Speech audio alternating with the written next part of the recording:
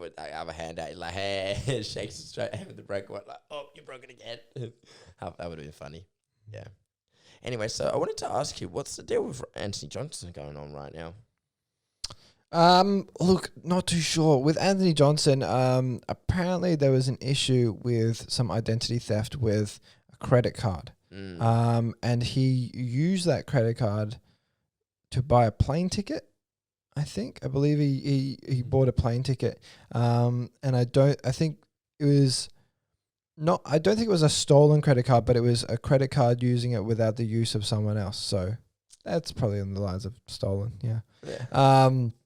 But apparently he was arrested, and everyone made a big deal that he was arrested straight like hours after his fight. Yeah. Which is really sad because, you know, he had a comeback win over Jose Augusta.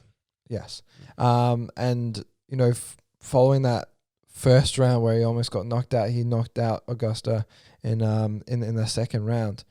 And then hours later doesn't get to celebrate. He gets arrested for, you know, credit card fraud. Really unfortunate because he got blown up all over social media and was saying, you know, Anthony Johnson, he's in jail again, which is unfortunate because a lot of people have been quick to judge him over his arrests being, you know, domestic violence and things like that. But apparently it's a $50 fine. Apparently it's just a $50 fine, What? slap on the wrist, and they just kick you out. So a lot of people made a big deal over Anthony Johnson getting arrested. He's got a court date, though, at the end of this month. Yeah, he's got a court date, but I think it's just to settle like a $50 fine. There's hardly anything to it. It doesn't make sense. It's not like he doesn't have any money.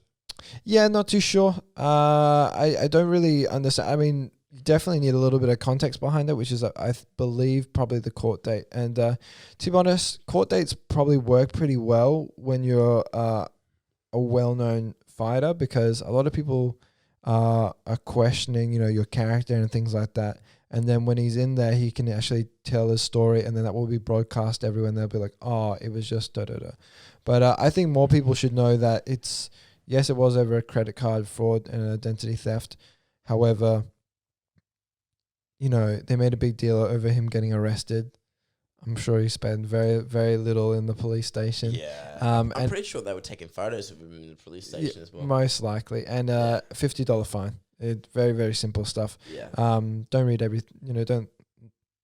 don't accept everything that you read, folks. Yeah. You don't always trust what you hear. You can't avoid. But all I want to see is, I was happy to see Anthony Johnson coming back. He just did really, really well. I want to see him keep fighting as well after this whole matter is sort of finished, you know, and by all means, but it's not his first running with the law.